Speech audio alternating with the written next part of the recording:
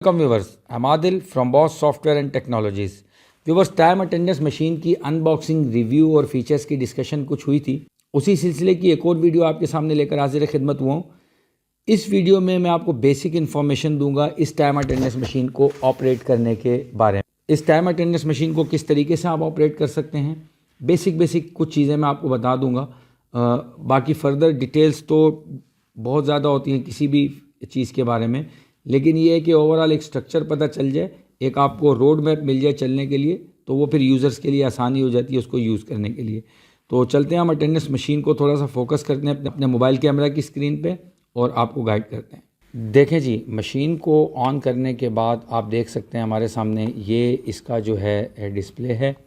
यहाँ पर इसका कैमरा है, यहाँ पर इसका फिंगरप्रिंट रीडर है। अगर हम फिंगरप्रिंट से कुछ भी हम रीड करवाना चाहेंगे इसको, तो इसके ऊपर एक स्टिकर लगा हुआ होता है, क्योंकि न्यू मशीन है तो आपको वो स्टिकर रिमूव पहले करना होगा। सामने आप देख रहे हैं बटन्स हैं, इन बटन्स के ऊपर कुछ नंबर्स प्लस कुछ आपको अल्फ़ाबेट्स भी दिए हुए नज़र आ रहे होंगे।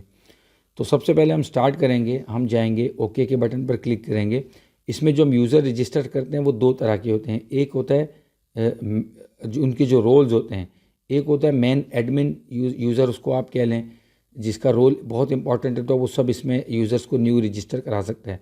तो याद रखिएगा, पहले हमें जो एडमिन यूज़र है इसका, जो मैनेजर इसका होगा, उसको रजिस्टर करवाना ज़रूरी होगा फ़र्स्ट टाइम में, ताकि उसके बाद वो सारे यूज़र्स को रजिस्टर कराए। मशीन जब आप ब्रांड न्यू ऑन करते हैं तो उसमें कोई यूज़र रजिस्टर नहीं होता, वो आपको अलाउ करता है कि आप यहाँ मेन्यू के बटन पर, ओके के बटन पर क्लिक करके मेन्यू में जाएँ। मेन्यू में आने के बाद ये देखें आप, इसमें जो पहला ऑप्शन नज़र आ रहा है आपको, यूज़र मैनेजमेंट का है। I don't know camera result की वजह से आपको कैसा नज़र आया, थोड़ा लाइट अफेक्टिंग का भी है, बहरहाल मैं कोशिश करता हूँ आपको अच्छा नज़र आए। अच्छा, यूज़र मैनेजमेंट का ऑप्शन आपको नज़र आ गया। मैं इसको ओके करता हूँ, मैं कहता हूँ कि जी हाँ, मैं यूज़र रजिस्टर करवाना चाहता हूँ। शिफ्ट्स वगैरह, लटरम पटरम, आप बहुत सी चीज़ें इसमें बना सकते हैं, लेकिन मैं आपको मेन बेसिक चीज़ें भी बताऊँगा। फिर पहला ऑप्शन इसमें न्यू यूज़र का है, दूसरा ऑल यूज़र्स का है और तीसरा डिस्प्ले स्टाइल का है। तो पहला जो न्यू यूज़र का ऑप्शन है, मैं उसको क्लिक कर देता हूँ। अच्छा जी, वो यूज़र आईडी पूछ रहा है कि यूज़र जो आईडी आप यूज़र रजिस्टर करवाना चाहते हैं, उस यूज़र की क्या आईडी रखना चाह रहे हैं। तो बाय डिफ़ॉल्ट यहाँ पर 1 आईडी आ रही है। अच्छा, दूसरा ऑप्शन नेम का आ रहा है, तीसरा ऑप्शन यूज़र रोल का आ रहा है, इसका वेरिफिकेशन मोड का आ रहा है, पासवर्ड है, फिंगर है, कार्ड है, फेस है, क्या है। अच्छा, आप कोई भी इसमें वेरिफिकेशन मोड कर सकते हैं। तो बाय डिफ़ॉल्ट उसने यूज़र को आईडी दे दी है 1।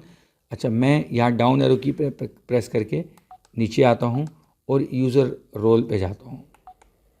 यूज़र रोल में देखें, एक यूज़र आ रहा है नॉर्मल यूज़र और एक यूज़र आ रहा है सुपर एडमिन। मैं आपको डाउन और अप करके दिखाऊंगा। देखिए, अब मैंने नीचे किया तो पर आपको नॉर्मल यूज़र नज़र आ गया। नीचे वाला यूज़र क्या है? सुपर एडमिन यूज़र है। तो मैं क्या कहूँगा, सुपर एडमिन यूज़र वो होता है कि जो मज़ीद यूज़र्स को रजिस्टर वगैरह भी करवा सकते हैं। अच्छा जी, सुपर एडमिन और नॉर्मल यूज़र के बारे में एक बात मैं और आपको बता दूं। जैसे मशीन ऑन करने के बाद मैं ओके के बटन पर प्रेस करके डायरेक्ट इस मेन्यू में आ गया था। तो आप जब इसके अंदर सुपर एडमिन यूज़र बना देंगे किसी यूज़र को, तो उसके बाद आप ओके के बटन पर क्लिक करके डायरेक्ट मेन्यू में नहीं आ सकेंगे, जब तक वो अपना जो सुपर एडमिन यूज़र है फिंगर इम्प्रेशन या अपना फेस डिटेक्ट ना करवाए, अपना फेस सामने के मशीन के ना लेके आए, उस वक्त तक वो मेन्यू में नहीं आ सकेंगे। उससे पहले जब तक आपने कोई सुपर एडमिन यूज़र नहीं बनाया हुआ होता, तो आपका मशीन का ये जो मेन्यू है, जैसे ओके के बटन पर प्रेस करके मैं मेन्यू में आया था, उस वक्त तक आपका मेन्यू ओपन रहता है, मेन्यू लॉक नहीं होता। सुपर एडमिन यूज़र बनाने वक्त ये ख्याल ज़रूर रखिएगा, मैं दोबारा बता रहा हूँ, सुपर एडमिन बनाने के बाद जब तक सुपर एडमिन अपनी फिंगरप्रिंट नहीं देगा या अपना फेस रिकॉग्नाइज नहीं करवाएगा मशीन को, उस वक्त तक आप मेन्यू में आके कुछ भी नहीं कर सकते। तो यानी कि अगर आप कोई मशीन्स को किसी लोकेशन पे इंस्टॉल कर रहे हैं, तो सजेस्टेड ये है कि उस लोकेशन के किसी बंदे को, जिसको आप राइट्स दें मशीन पे काम करने के, या फिर सिक्योरिटी वाइज अगर आप ये चाहते हैं कि मशीन के 1 या 2% जो भी आप नॉमिनेट करना चाहें कि मशीन के एड में डैशबोर्ड में वही जाएं, उनके अलावा कोई ना जाए, तो आप उन्हीं को सुपर एडमिन बनाइएगा। तो मैं इसको कहता हूँ कि जी मुझे एक सुपर एडमिन यूज़र रजिस्टर करवाना है, तो मैं ओके के बटन पर प्रेस करता हूँ। अच्छा जी, वो कहता है जी सुपर एडमिन यूज़र का आपने वेरिफिकेशन मोड कौन सा रखना है। तो फ़िलहाल मैं डाउन चला जाता हूँ इसको। अच्छा जी, मैं और नीचे चला जाता हूँ। मैं फिंगरप्रिंट के अलावा मैं फेस पे काम करता हूँ। फिंगरप्रिंट तो सिंपल है, आपको पता है, आप यहाँ पे फिंगर रखेंगे या थंब इम्प्रेशन रखेंगे तो वो फिंगरप्रिंट को रिकग्नाइज़ कर देगा उस यूज़र के लिए। तो मैं कहता हूँ जी मुझे फ़िलहाल फेस पे रखवाओ। ये देखें आप, मैं आपको दिखाता हूँ, ये फेस है। इस फेस को मैं सेलेक्ट करूँगा अभी डाउन एरो की से। मैंने फेस को सिलेक्ट किया, वो कह रहा है ग्रीन बॉक्स के अंदर आप आइज़ को फोकस करें। तो मैं कैमरा से थोड़ा सा हट के यहाँ पर फोकस करता हूँ। आपने वॉइस सुनी होगी थैंक यू की। मुझे ये कैमरा से मशीन को थोड़ा इधर इस वजह से करना पड़ा कि मशीन जो है, मैं एक तो लाइटिंग का थोड़ा सा इशू था, दूसरा मैं जब तक कैमरा से हटाता नहीं, मेरे सामने ये स्टैंड के साथ कैमरा लगा हुआ है तो वो नहीं आ सकता था। बल इसका तरीका ये है, यहाँ पर इसका कैमरा लगा हुआ है, हम अपने फेस को जब यहाँ सामने लेके आएंगे तो ग्रीन बॉक्स आपको नज़र आ रहा था। अपनी आइज़ को उस ग्रीन बॉक्स में आप सेंट्रल लाइन करेंगे, थोड़ा सा अपने फेस को, मशीन को तो एक जगह पे ही होगी, फेस को आगे पीछे करके तो वो सेट हो जाएगी। तो अब मैं जाता हूँ कि जी यहाँ पे यूज़र का नाम भी लिख देता हूँ। नाम लिखने का तरीका बहुत सिंपल है, मैं ओके पे क्लिक करता हूँ। देखें जैसे हम पहले मोबाइल में नाम लिखते थे, जो हमारा मोबाइल का पैटर्न होता था, यहाँ से मैं प्रेस करता हूँ ए, अच्छा जी, डी, आई, एल, ठीक है जी। ये मैंने अपना नाम लिख दिया।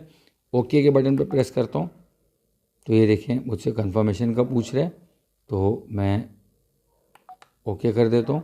तो देखें आदिल यूज़र रजिस्टर्ड हो चुका है, ठीक है जी।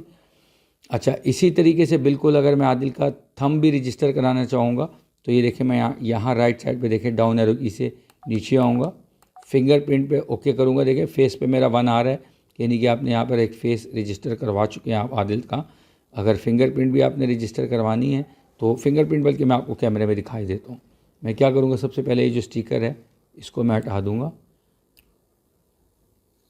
ये देखिए जी, फेस रिकग्निशन में भी ये प्रोसेस हुआ था कि उसने यहाँ पर एक पट्टी चली थी और फेस रीड करते हुए मैंने वेट किया था तो वो पट्टी कंप्लीट हुई, फेस रीड हो गया। तो मैं कहता हूँ जी ओके करें। अच्छा जी, वो कहते हैं आप अपनी कोई भी एक फिंगर रखें जिसको आप अटेंडेंस के लिए लगाना चाहें। तो मैं ये अपनी फिंगर रखता हूँ।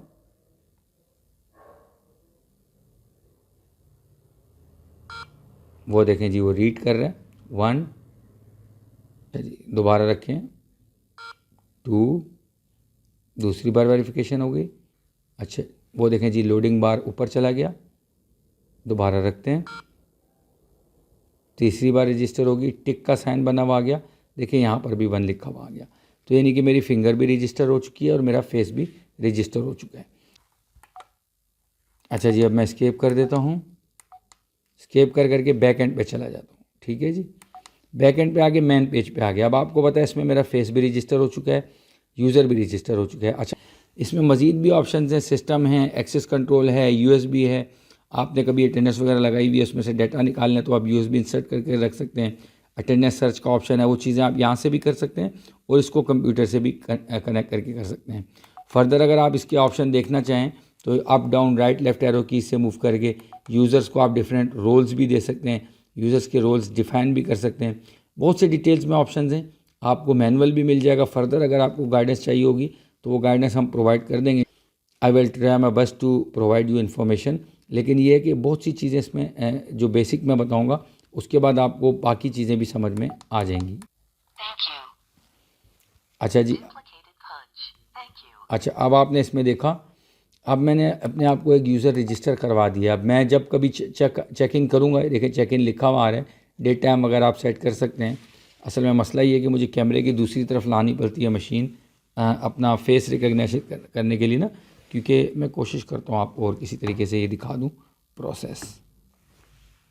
ये देखिए आप ज़रा, मेरा फेस सामने आ रहा है मशीन के, ये देखें। अभी उसने मेरा मशीन रीड करके कहा डुप्लीकेटेड पंच, क्योंकि मैं एक बार पहले इसको अपना फेस रिकग्नाइज करवा के इन कर चुका हूँ। मैं फिंगर से भी करता हूँ, देखें आप,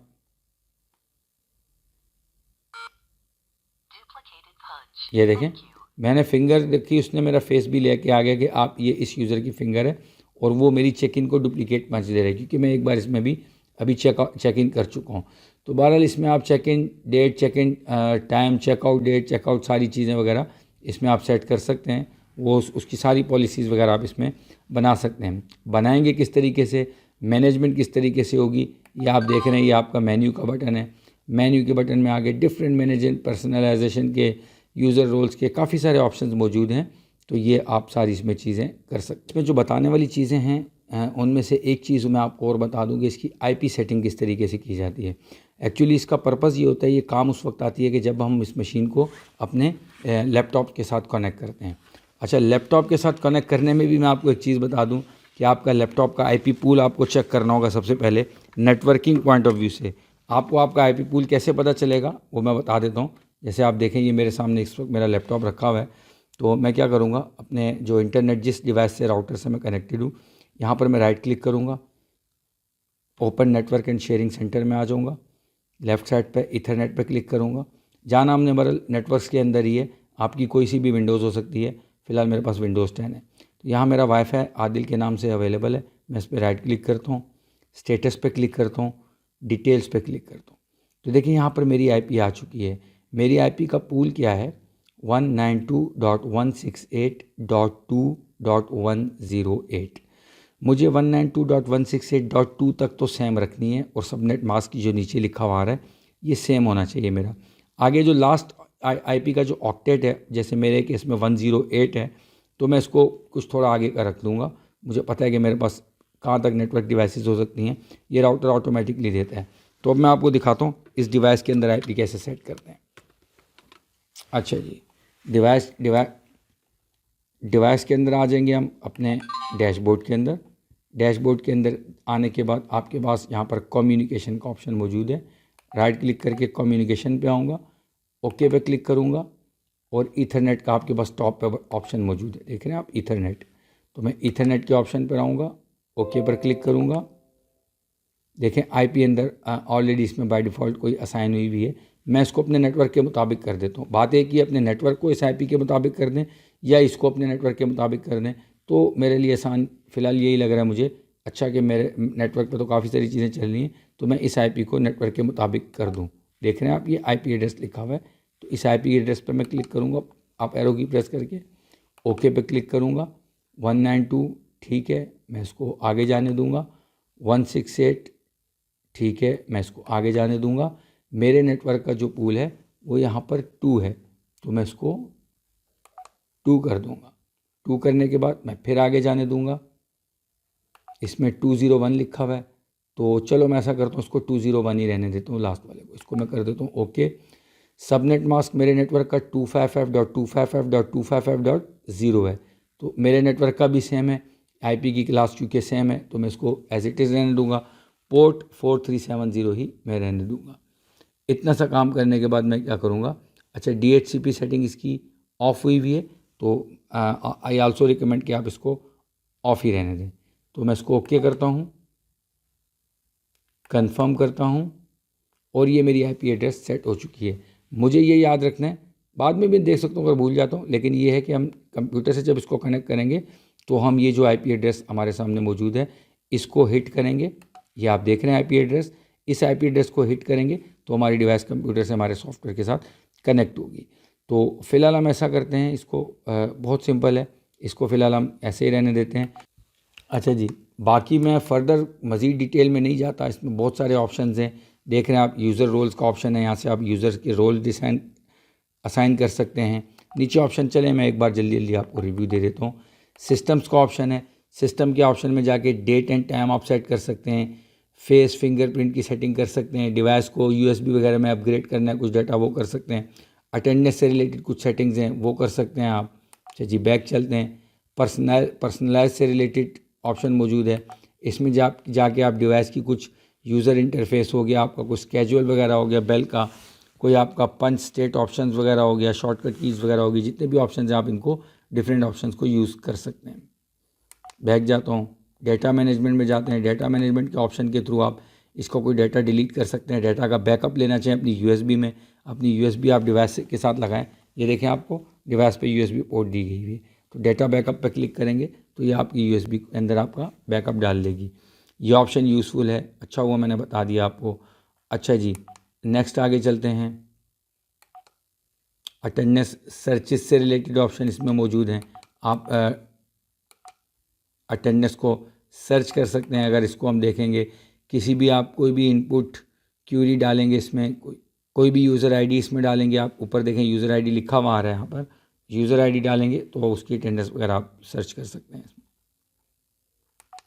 बैक जाते हैं, यूएसबी मैनेजर है, इसमें जाके आप यूएसबी से रिलेटेड चीज़ें सर्च कर सकते हैं।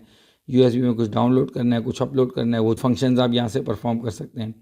एक्सेस कंट्रोल है, आप अगर इसको गेट के साथ किसी को लगाते हैं तो उसके एक्सेस कंट्रोल से related door lock, door delay, वो सारे ऑप्शंस वगैरह इसमें मौजूद हैं। उसके अलावा ऑटो टेस्ट का ऑप्शन मौजूद है, कुछ चीज़ें आप ऑटो टेस्ट कर सकते हैं। सिस्टम इन्फो का ऑप्शन मौजूद है, यहाँ से आप सिस्टम वगैरह की इन्फॉर्मेशन, डिवाइस कैपेसिटी देख सकते हैं, डिवाइस से रिलेटेड फर्मवेयर वगैरह कुछ इसमें इन्फॉर्मेशन हर डिवाइस के अंदर दी गई होती है, तो यहाँ से आप वो चेक कर सकते हैं। तो मेरे ख्याल में इस वीडियो में इतना ही काफ़ी है। नेक्स्ट किसी वीडियो में हाजिर होंगे नई इन्फॉर्मेशन के साथ। अपना ख्याल रखिएगा। Thank you very much.